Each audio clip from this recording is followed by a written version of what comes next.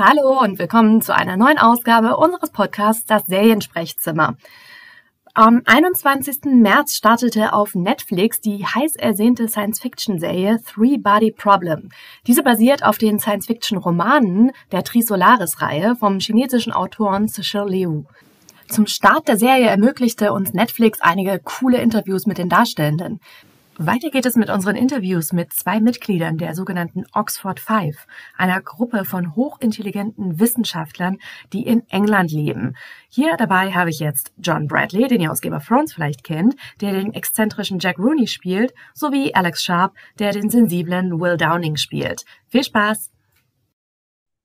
Yeah. Hi, my question is to the both of you. After you received the script and read it, what intrigued you about this project and made you want to play the characters you play? Well, I kind of knew about the character before I knew about the show. Really, I was told about the character. David and Dan said, "We've written you a part in this new thing. We're not going to tell you what it is, but we'd like you to be in it." And it was a few months before I found out that it was going to be Three-Body Problem and read a script for the first time. And it was just when I read it that I realized what a hugely ambitious project this was. There's so much scope to it and so much scale to it, and especially coming off Game of Thrones, which was another huge show with so much to it and so many different characters and so many different narratives. They could be forgiven for choosing a source material for the second project that's a bit more straightforward and not quite so large scale, but somehow they managed to find something that was even more ambitious than Game of Thrones. And I just had enormous respect for them for taking on that challenge. I knew what a massive undertaking it would be, but I also knew that if we were able to pull it off, it'd be something very special. And I think David and Dan and Alex Wu, they all came together and they've sort of filmed the unfilmable and taken the books respectfully, but shone new light on it and come at it from different angles. And so, yeah, it's I was blown away by the ambition, and now I'm blown away by the result. Yeah. Alex, what attracted you to your character and to this role?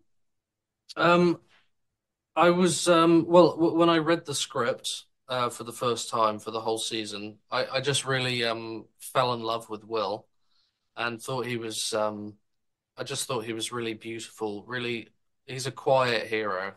He's very quietly heroic, and he's goes through an immense psychological and spiritual shift and journey. Um, and I thought it was quite interesting because he's kind of you know, the show in a lot of ways addresses like humanity as a singular organism almost responding to existential threat. And he's kind of like a microcosm or almost like a individual symbolic representation of what humanity's going through, but he's going through it in a really simple, quite intimate way in these really quiet human scenes. So it was just really intriguing. And it was an interesting character to sort of try and work out how to get myself to that mindset. It was a great challenge. Yeah, my second question is to John. Your character Jack gets to play this sort of virtual reality game in the show, and Yeah. I was wondering if something like that existed in real life. Would you love to play that, or would that be too freaky for you? It probably would be quite freaky, yeah. But there are sort of it's really interesting, isn't it? That when technological advances happen, you just accept them. And everything is so incremental that I'm not sure it would be that freaky, really, because if you look back on computer games of 20 years ago that we considered to be awesome at the time, we were like, oh my God, this looks just like real life. How can video games get any better than this? When you look back on them now compared to what we have now, you can't believe you ever liked it. You can't believe you ever fell for it or saw the worth in it. So I think something like this isn't that far away, really. People are kind of working on it all the time, and it won't be a matter of time before the VR that we have now, as sophisticated as we think it is, it won't be long before it looks so outdated and outmoded and laughable. So I think it's only a matter of time. And yeah, I'd love to have a go on it. I think I've always struggled with anything that separates me from reality a bit.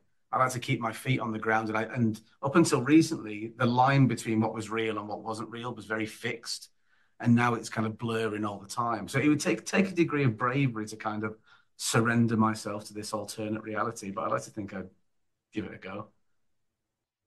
Yeah, you both portray scientists in the show, and I was wondering if science was something that intrigued you personally as well.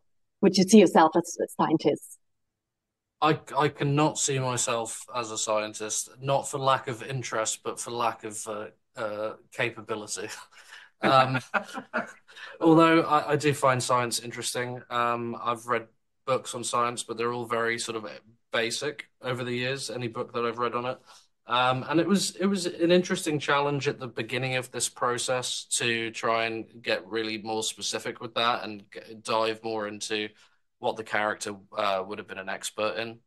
But Will's journey is so separate from a lot of the physics and all of that. So there wasn't as much for me as there was. Certainly, Jess Hong had the heaviest weight to bear when it came to physics of all of us.